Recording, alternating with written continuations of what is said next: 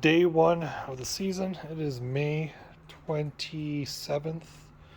It's about 22 degrees outside, maybe, if that, but inside the house it's actually 23. So it's time to turn it on for the first time of the season. This is my disconnect.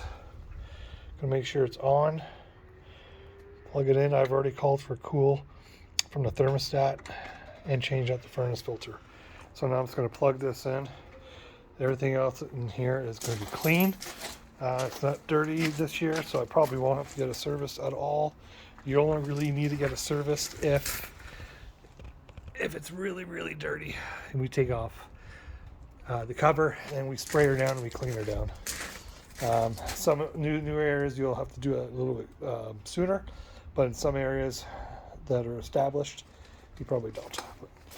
But anyways, here's what it sounds like. This was installed in 2017.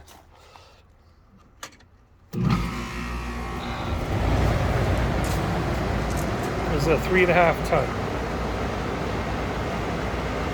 Lennox ACX13.